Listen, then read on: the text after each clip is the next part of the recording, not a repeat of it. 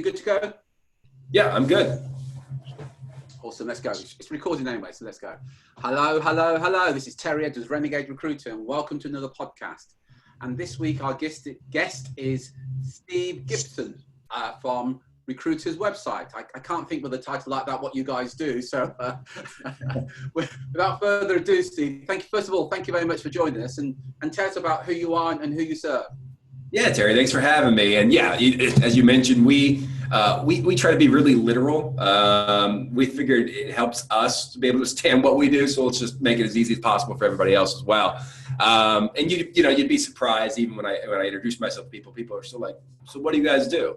Well, we build websites for recruiters, right? It's very very straightforward.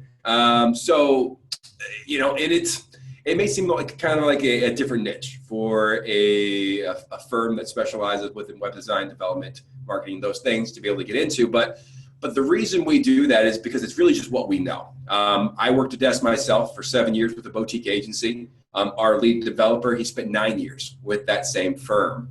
And we're actually brothers. His name is Jeff Gibson. He founded our company in 2012.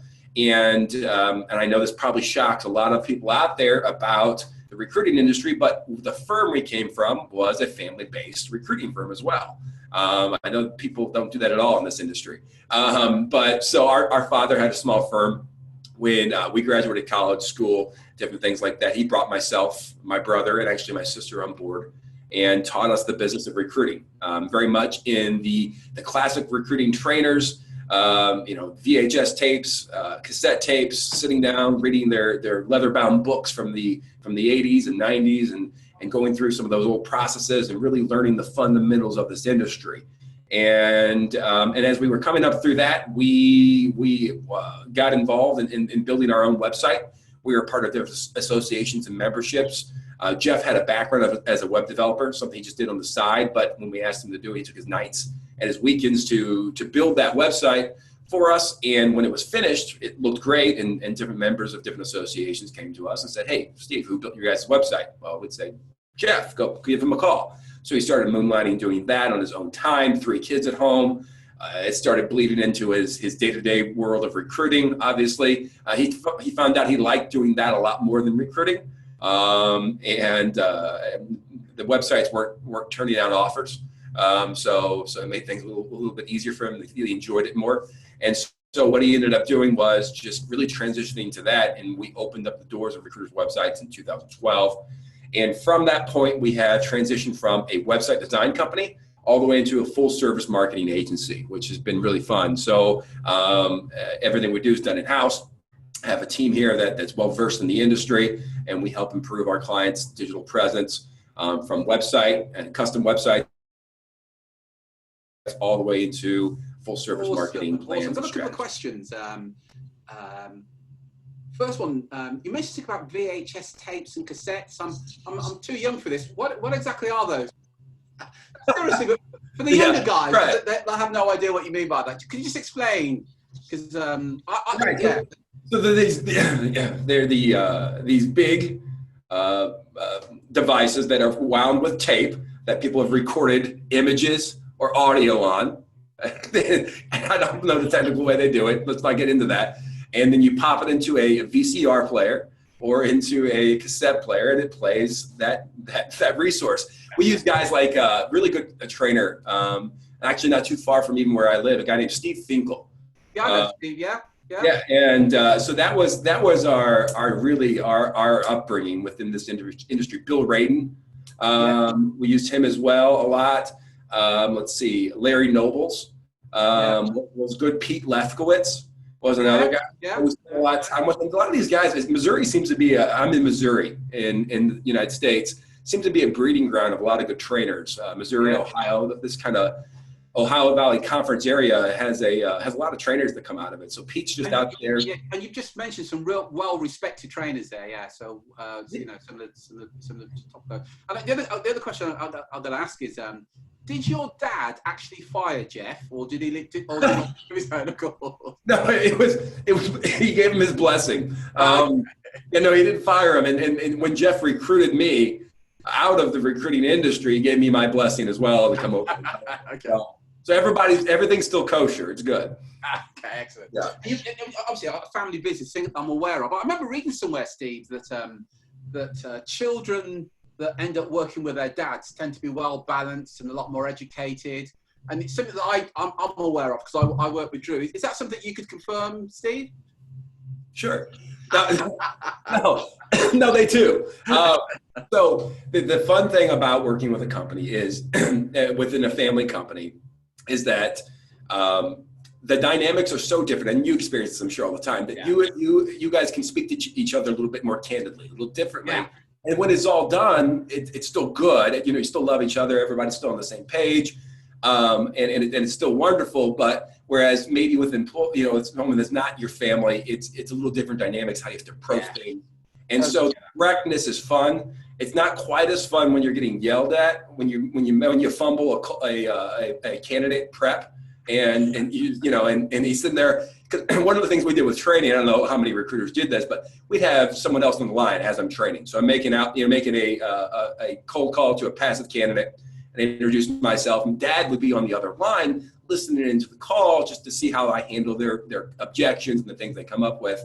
And as I'm messing it up, like I did a lot, he would be on the other side of the desk in the pod there in our pit, just mumbling under his breath how I screwed it up. So I have the candidate on one side in my ear and Dad on the other, and just going through that whole process to make it was interesting. So, but it was fun.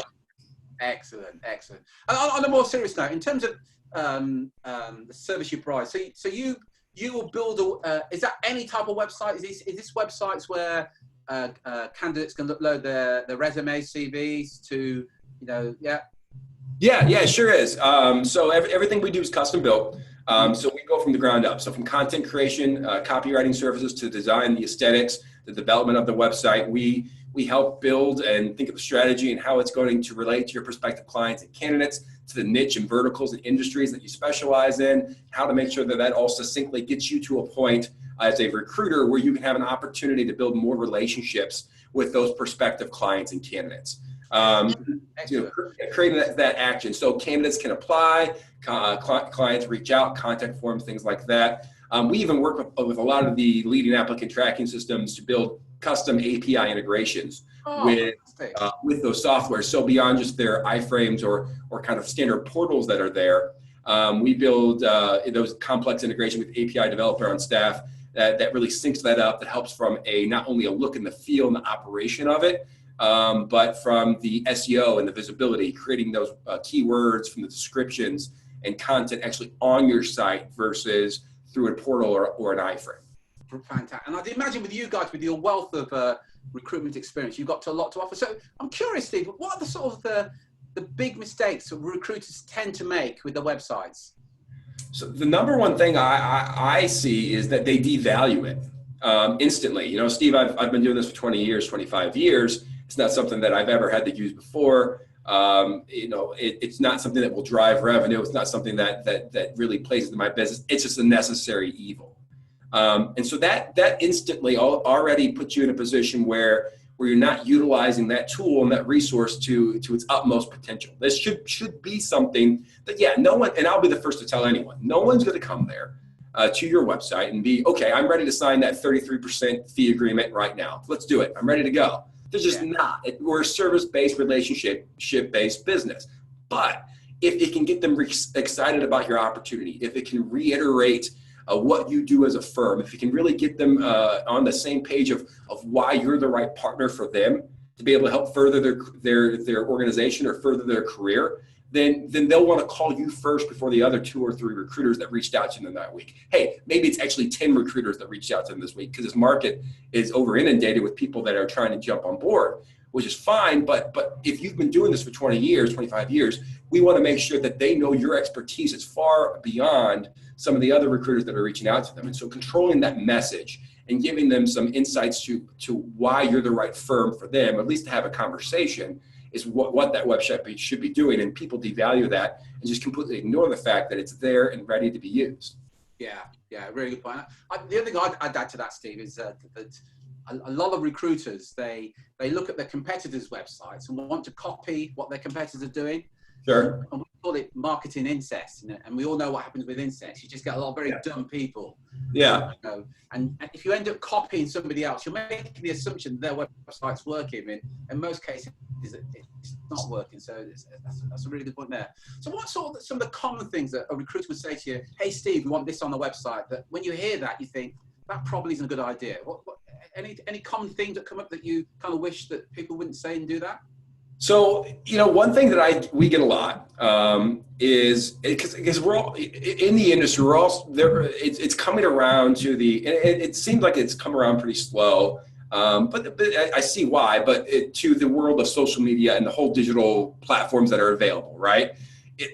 Recruiters, and I get this from a sales perspective and from working this, I want to do things that I know directly result in making me resources. So if I pick up the phone and I call that candidate and I start speaking with them, and then I recruit them and get them interested in an opportunity and get a stint out off of it, that's something I can directly attribute to that. So it's an easier thing, more tangible thing that I do to be able to say that that's making me money. So when it comes to social media and things, we've been very slow to get around to that. But as recruiters have come into this, one of the things they want to do on their website is, Steve, let's get our social media feeds from our Facebook and our Twitter onto our website. I want to put it right there on our homepage, right there for everyone to see, so that way they can see what we're doing on social media. Well, that's not really the right way to think about it. We want to be able to say, we want to get them from social media to your website, not necessarily website to social media. And so really kind of harnessing that and finding better avenues and opportunities to be able to get those systems intertwined and working together, not necessarily from the reverse way that they're thinking. We find that a lot. I don't know if you guys run into that as well. Yeah, all the time. And what we always say to our clients, just to be clear, we don't build websites, we don't design websites, but when they ask us to say, look, you put your Facebook, your social media links on your website, all you're now doing is drive them off your website onto another platform. You've now lost control of them altogether. Right. And links are okay, but when you start getting the post and the whole feed scrolling through, and it just seems like it's not necessarily, that's not what it does. That's not what your website does really well. And it's thinking, like you said, we're driving them away and getting them to let's say, for example, LinkedIn, where now your profile looks like hundreds of other recruiters, and they have on the sidebar people that you may also want to view, and competitors right there on your page. Let's get away from that if we can and get back to our site where our brand is king and know anything available. Yeah, that's right. Yeah, so it's a really good point there, and actually just controlling it.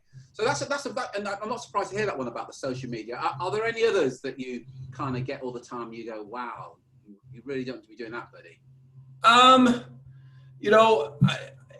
Not a whole lot. I think just understanding that a lot of times that a lot of people have the preconceived idea that a website is just for candidates.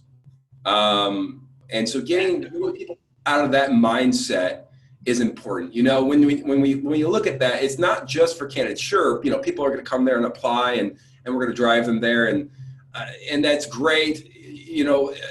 And a placement may come through from somebody that applies. We all know that most of the candidates that especially if you're working from an executive search or more direct perm and placement perspective, and staffing, contracts a little bit different, but from a direct placement perspective, a lot of the candidates that apply are not the best, most perfect fit. Usually the more candidates that you're driving in from your own efforts, the one that you're recruiting, you're reaching out to, those passive candidates, the one that bring that most value.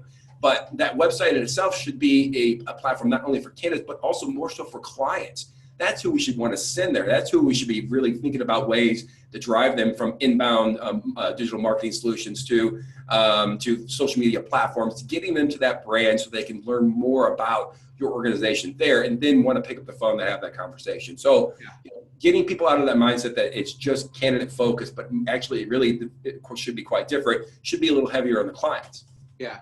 So from your point of view, if I was a potential client looking for a recruitment website, what's the process that you would take me through from initial conversation to completion? Could you use a brief overview of how that would work, please, Steve? Sure. So I really like to be able to find out, just have a conversation about your firm, who you are, what you guys do. Obviously, as I mentioned, China, just previously, a staffing firm, and it's a very small distinction, but we'll draw it, because they overlap in a lot of ways. But you have perm placement staff and then more contract staffing, temp to hire.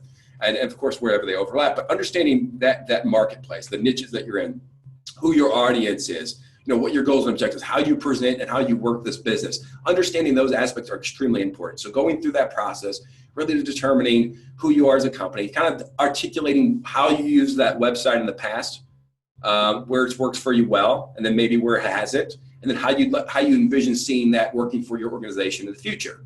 And so determining those aspects, and then being able to go through different sites that we've done, different examples of your competitors' websites, different examples of maybe just websites that have stood out to you, really getting a feel for things that are attractive to you, that are exciting to you, that the messaging that you feel like relates to how you want to be perceived by your potential clients and candidates. And so going through that whole process, we really go in and narrow in and determine on things like understanding the size of the website, the scope of the project, if there needs to be any type of integrations, where we can have opportunities for that automation to make your life as data entry free as possible. If we can free up your time to make more calls and be able to make more placements. So, go through all that whole process and really determine and find a scope project. And then from there, we build that scope of project out and build a proposal based on that, and then once everything's agreed upon, get busy and start with that content. Right. So, and in terms of timescales from initial conversation to completion, what sort of timescales are you guys looking at, see? It really varies on the size of the website. Most clients, I would say, 12 to 15 weeks for a custom website is where we see. Yeah. Excellent. And then up and running. I remember years ago, and I'm going back. Okay. It must be 10 years ago when I first entered the world of marketing, and I used to go to a lot of conferences. And I remember going to a conference. In fact, it was in the States where a guy was talking about websites, and he said two of the common challenges is that he said there was some words that you shouldn't use on your website, like we, us, our, and talking about yourself. And the word you should use as frequently as possible in your copy is the word you, Y-O-U. And, sure. and he gave this example that's really sort of stuck with me, that he said it's a bit like if you go into a department store and you want to buy a pair of black jeans. So that's what you want to buy. And the shop assistant comes over to you and they go, "Hi, can I help you?" And you say, "I want a pair of black jeans." And then they say, "Let me show you a photograph of our management team. Let me tell you all about our mission statement. Let me tell you how long I've been established." You as a purchaser, you're going, "I couldn't care less. I just want to pair of black jeans." And I remember this guy saying, and it's the same with your website. It's not about you. It's about communicating to your prospects and solving their problems. Right. It's really stuck with me. And very few, you probably know as well as anybody, Steve, very few recruiters are able to do that. They often talk about themselves and their mission statement and photograph of their team and that sort of thing, which is really, really kind of defeating the object. And going on from there, you mentioned about the digital marketing. Do you find that there's a similar problem for recruiters when it comes to the digital aspect of marketing and what they're doing on those platforms as well?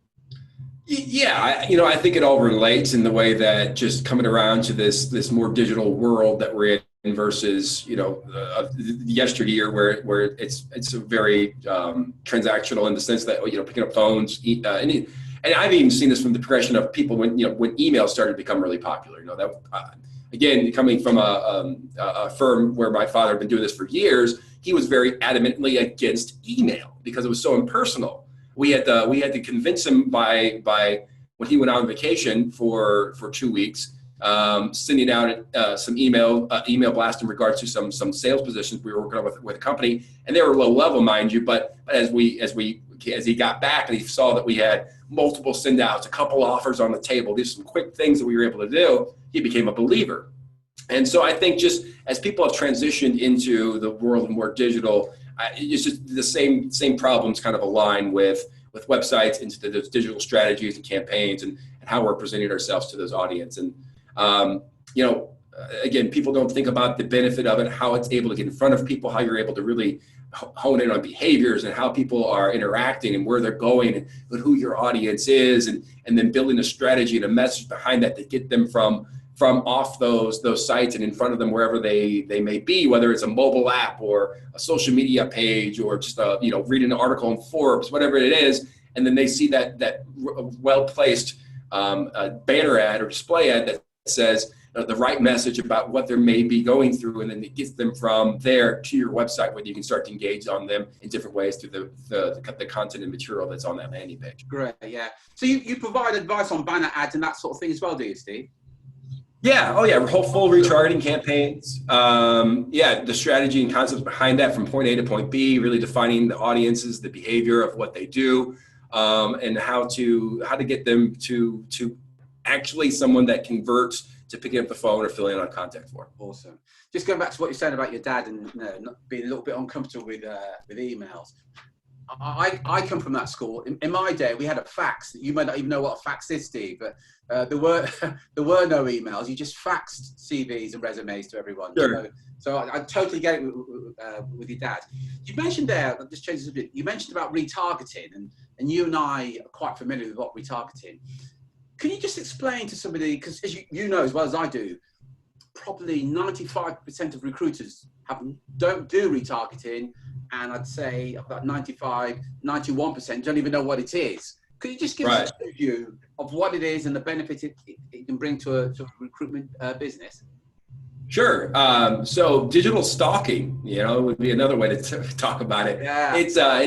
It's a really cool thing. So it is pretty creepy sounding. It's very Big Brotherish, but if we can utilize it into our advantage, it's pretty powerful. So basically, as you know, what it is when a prospective client or candidate, or just say individual, visits a particular website. Let's say your website, for example. They go and visit your website and they land on that homepage. And they're there for a few seconds and they say, I'm not interested right now, or I got a phone call, they're busy, they go on their way. Well, now they've been tagged with a pixel or a tracking or a cookie or whatever it may be, to be able to then say this person falls into this criteria that I want to target because they visited this particular website.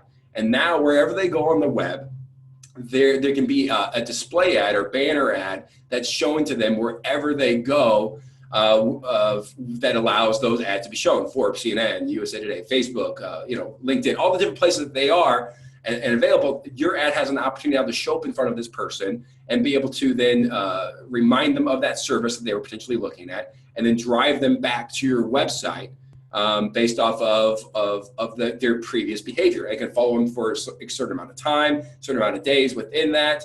And it can you can even use it from not only retargeting from a digital perspective, but there's things you can do from even direct mail within that, emails. There's a lot of opportunity. And once that person visits a certain site, if we have that retargeting campaign set up, there's a lot of opportunity to be able to stay in front of them through many different mediums to keep your brand and your company in front of them. So that way, because recruiting is all about a timing, right? It's just a timing-based business. That way, when they need a recruiting firm and they can say, oh man, I just had my VP of operations quit. Who can I call to help me with this? Oh yeah, we have these guys over here, XYZ recruiters. I remember being on the site and I saw an ad from the other day. Let me call them and find out more. So that's kind of the general premise about it. I mean, there may be some things that you can add I think when you explain to recruiters and we find they kind of sit there and they go, hell yeah, Amazon do this to us, jewelers do this to us, retailers do this all the time. So you go and look at a pen or something on one site, and then that pen is displayed to everywhere, and and a lot of people think it's coincidence. Believe me, it's not. No. I agree with you about the timing. It is about timing. The other thing I add to it as well, our clients, when they do it, what they find is that if they then ring or call their prospects, the prospect will say something like, yeah, I know you guys. I see you guys everywhere. And there seems to be a lot less resistance to taking the call.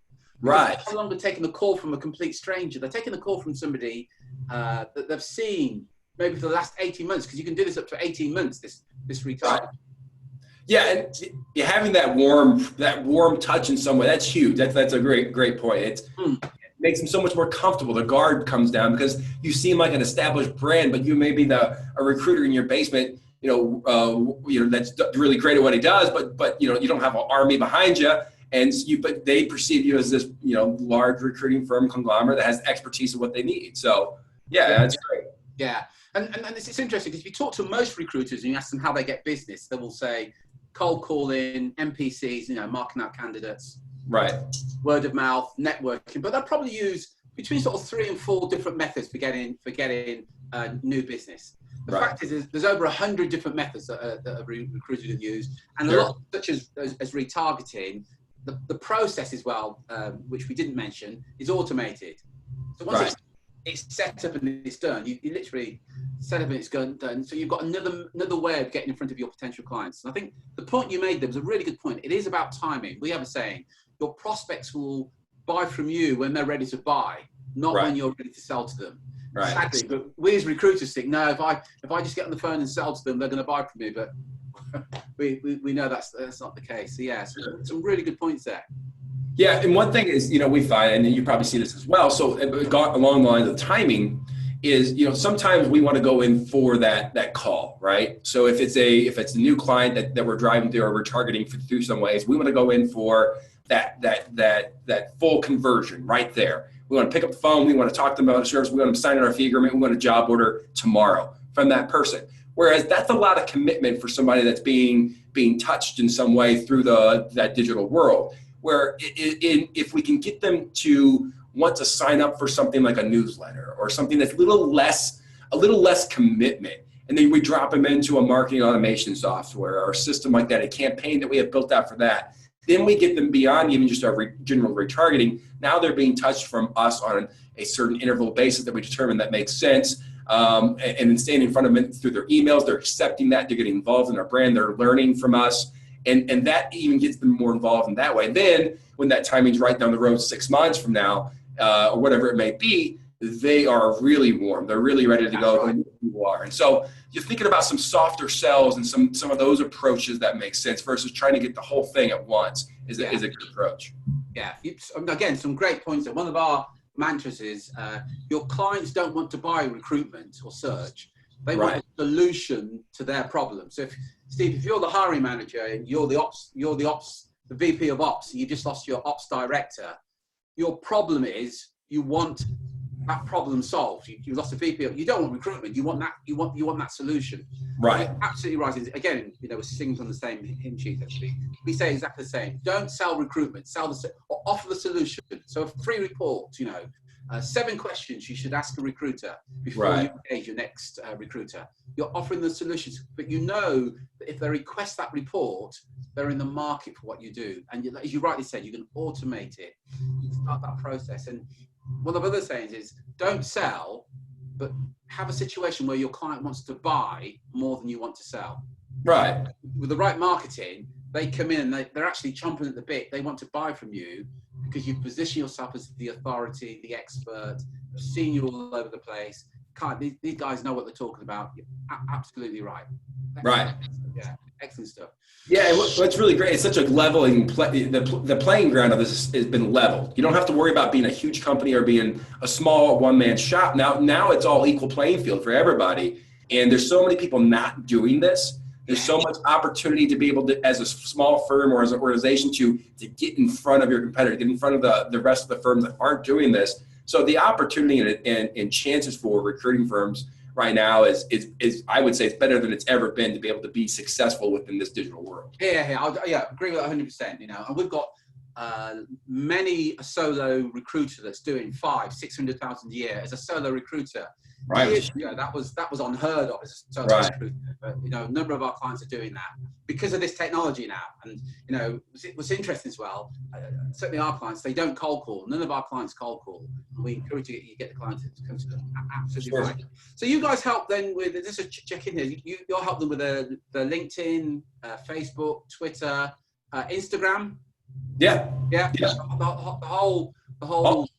All platforms. We go as far as creating full content calendars for them, all custom, strategy. With again, everything that we do, we always define a purpose, strategy, goals, and objectives. And everything you post on those platforms, we ideally say, let's follow that goals and objectives and strategy. All should be for the benefit and the purpose of that. If it's not, then let's not waste our time with it. But so being able to plan those out, we create content calendars and schedule those posts and engage even with prospective clients and candidates through their platforms, through their page. We can take full ownership where we do that, or it's something where as well we can just do creating a brand book so they have style guides to be able to follow. So there's a lot of things and ways that we can get involved from completely to as little as we need to be.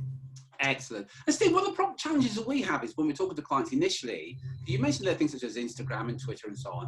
And a lot of our clients will say to us, but Terry, my clients are very sophisticated and they don't use social media. We had a client 2 years ago who says, we talk about Facebook and some things you can do on Facebook. And initially he refused to use Facebook. He uses it all the time now because it generates about 300,000 a year for him. But right. How do you handle that when there's this resistance to something that in fairness they don't know anything about, such as Instagram? Right. How do you handle that? Well, we just encourage them to show them some of the stats. The primary Facebook users right now are 50 plus. That's your biggest demographic of individuals using Facebook. Who are your hiring managers? What's your biggest demographic of hiring managers? 50 plus. Who's your biggest demographic of up and coming hiring managers? Well, 35, 40 to 50. Okay, great. Where are they at? Well, they're on Instagram. These people and the platforms that we have, they've become so pervasive in what we do and the way that we operate in the day-to-day life.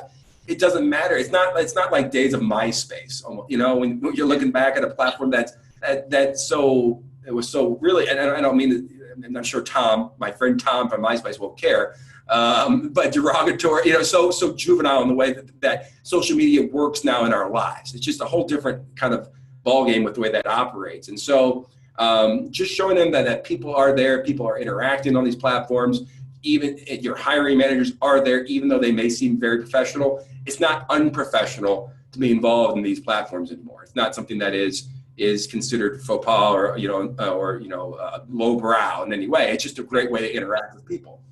Yeah, excellent. So really good points there. So we've talked about what's going on now. I want to go see. I'd be really interested in your opinion, Steve, of the future and what you see. What you see is going to be the sort of game changers over the next 2, 3, 5 years. What do you see happening in the future for recruiters that perhaps we're not aware of right now? That's a good question. I think that becoming more thought leaders, like you said, pushing more towards that will always be something that is going to continue to become more prevalent in the way that everybody operates. I would say in a lot of ways, I think digital it's always going to expand. It's going to grow. It's going to grow. It's going to grow.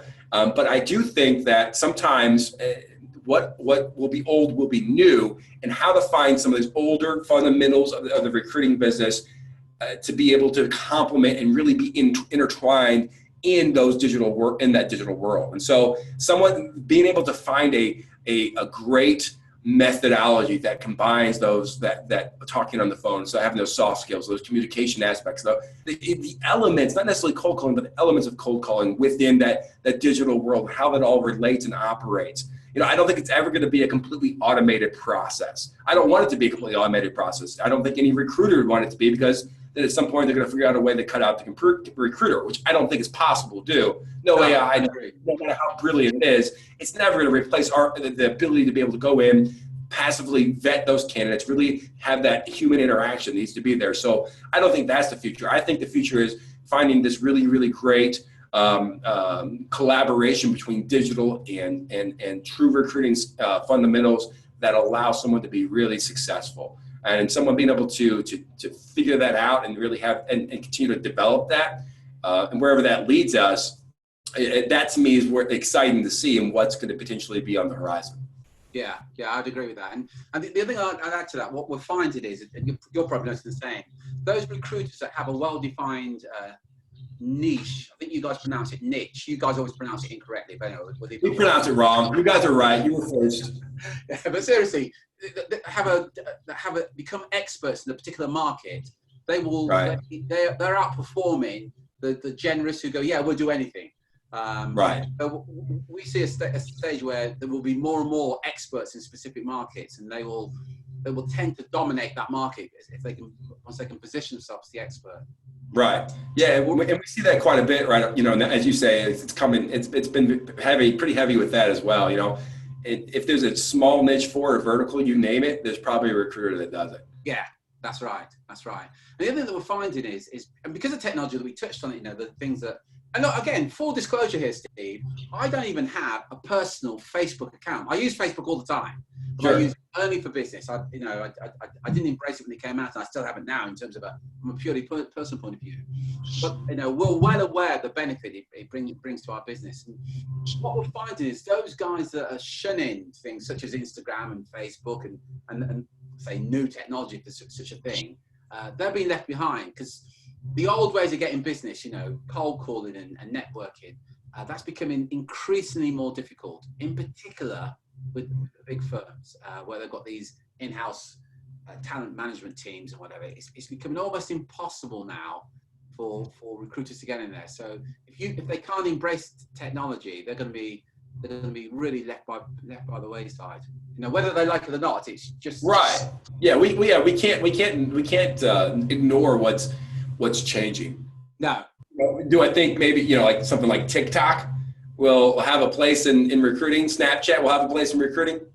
Probably not, So not everything's going to be something that we incorporate into our arsenal, but finding those things that are, and then just taking full advantage of what's there in that resource.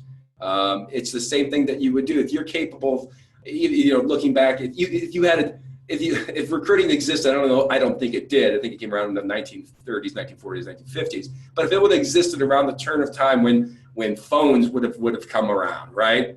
And you were only doing recruiting by shaking people's hands and doing business, and all of a sudden someone presented you with the phone, and you ignored the fact that this device created these new opportunities and new relationships for you, a new way for you to reach prospective clients and candidates. And you guess what? You would have dried up. You would not have made any money. You would have had to find a new career. And so it's the same thing. It's just a new medium. It's the same as the telephone, the way that could disrupt or change the way that we operate in a business. That's how these social platforms are changing and interrupting the way that we work within this industry. And we just need to embrace it and find the opportunities for it, find the good, ignore the bad in it, and just stay away from those aspects and just get as much out of it as we can with complementing how we work our desk. And I think that's the best balance. Absolutely. So moving on from this, look, one of the things with you I'm aware of, you have a wealth of recruitment and staffing experience, and you've been on the other side, and you've talked to a lot of recruiters and recruitment business owners, and you provide advice on client attraction and so on. So my question to you is, what advice would you give to somebody that's just coming into the market? So a rookie who's perhaps got, they've worked for somebody else, but they're now going off on their own. I'm going to kind of put you on the spot here. And I'm going to, what's the 3 pieces of advice you would give to somebody that says, Steve, I'm going to go off on my own. What's the 3 pieces of advice you would give? I mean, before you answer that, how many years in total have you been in the industry? So total in the industry, probably, I guess it would be since 08-ish. 10 years, 11 years, somewhere around there. Yeah, 11 years. Yeah. So you've sat behind the desk as a recruiter. You've sat, and no doubt you've met hundreds, if not thousands, of other recruitment business owners. You've seen the good, the bad, and the very ugly. So what's the 3 tips you would give to somebody that was just going up and says, Steve, I'm going up on my own. What are the 3 pieces of advice you'd give me? Now, is this someone that's coming from the industry already, or coming out? My apologies, yeah. So they've worked in the industry, but they're going off on their own. My apologies, yeah. Okay. One, I think and I'm probably stealing this from you a little bit, but I think it's great advice. Find a niche, find a vertical, find something you know a lot about, and become an expert in it. Learn everything you can about that industry, so that when you're speaking to these individuals, you're technical. They perceive you as technical. That you can talk shop. You understand who they are. You know it in and out, and you can have those in-depth conversations with hiring managers. Yeah. And ideally, if it's something that you've even recruited and maybe even worked in the past, being able to have that understanding of that is vital. That from establishing a company, I think is huge. Yeah. Another thing would be I would create a digital presence. Invest in your own company, in your own organization, from a website perspective. Start there. You can't start anywhere else. Start with a website. Obviously you can go set up social media pages, do all that as well, but start with a website that allows you to be able to really start driving individuals to that as a resource. And I'm not even going to, I wouldn't even say if this is something that you're doing. And obviously, any startup has to be budget conscious and budget, and cognitive of to be about the resources. So even if it's something that it can't be your full, ideal website at that moment, at least have the bones of it set up that it looks great, it looks professional. It's not just a simple builder, not just something that someone could set up overnight, but show something that you've invested in this organization in some way to be able to establish a brand that sets you apart from some of that competition, have that ready and available from a digital presence perspective. And then the other advice I would say is just get ready for long days. Make sure that you're ready to spend that, those 12, 16 hours doing all the different elements, because you're going to wear a lot of hats, if it's your single desk. And a lot of them would know this. That would be the biggest difference, I think, from working with a larger firm and then coming into your own. Guess what? Now you're the account exec. Now you're the recruiter working with candidates. Now you're the billing department. Now you're the marketing department. Now you're the social media coordinator. Now you're everything and everything to everybody now at this moment. And so just being prepared for that idea and mindset that, and it may not always be like that, but just knowing that when you first get going, that's going to be there. Just be prepared for that. Yeah. Action. So some awesome advice there. So just to recap, find a niche. And you said there, become an expert. You're absolutely right. Hiring managers want to, or anybody, not just hiring managers, you and I, if we want to go and see a doctor about something, we want to see the expert in that. If you've got a broken thumb, you want to talk to the experts. You're absolutely right. So find a niche and become the expert in that niche. Another great point, create digital presence. Start with the website, but have a presence in it. And I think people forget it's dead easy to check somebody out now, isn't it? If to find you, I can go into LinkedIn, I can go into Google and Facebook, I can find you. If you can't find them, you're like, well, that's strange. So absolutely. It's credibility. Yeah. Yeah, absolutely. I think what you said there, get ready for long days and get ready to roll your sleeves up, and you're going to do everything from the marketing, the sales, the bottle washing, the accounts. Right. Everything. Really fantastic point. And the other one I would add to that is that it's having a skill in of itself is great, but I would encourage anybody that was setting up on their own. You don't see, there's this myth that if you're the best recruiter, you'll be the most successful, but there's no evidence to support that. The most successful recruiters are the best known recruiters. So right. Again, going back to what you said, you can be, and I know you do, I know some lousy recruiters who do very well. Right. They're great at getting their name out there and their presence out there. So I would really reinforce what you said about creating this presence and getting your name out there. Absolutely. Here's a funny story, and I don't want to take too much time, but this is something funny that stood out to me. So I have my daughter's 2.5 years old, and my wife will go. She teaches fitness classes on Saturday morning, so her whole Saturday mornings are booked. So she leaves me and my daughter at home. I'm usually pretty tired, but my daughter wakes up at 7 a.m. and she wants to do something. So typically we don't watch a lot of TV, but that will be the time we watch TV. And this weekend we watched Charlotte's Web. It's a 1973 cartoon movie about E.B. White's novel about Charlotte Webb, a pig named Wilbur that gets is put up, getting ready to be slaughtered. All the things that go along with that. But within that, we could learn. I thought to myself, I'm watching this silly kids movie at 8 a.m. on a Saturday morning. There's a lot of lessons here from a visibility perspective. You have the spider and this pig. This pig nobody knows about, nobody cares about. But then she decides to save him and write real high and beautiful web, shiny, glistening web in the sun, some pig. So she's controlling the message of who this pig is. He's some pig. Before he was just a pig, but now he's some pig. And then so visibility, and then she also made sure that he updated the message. He became some pig, then he became terrific, then he became radiant, then he became humble. And it was always in a way updating, controlling that message, making sure that people knew who this pig was. Before that, he was just a pig meant for, just ham and bacon like any other pig. But now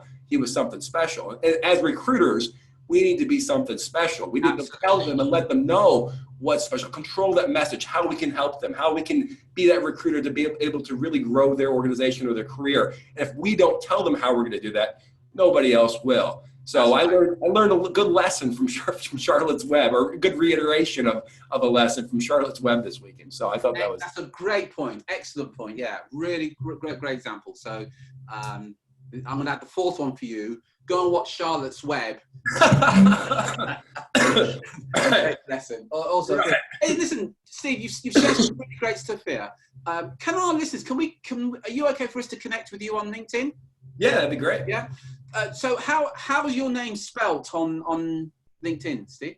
Steve Gibson, so Steve, Yeah. and then Gibson, GIP is in Paul, SON.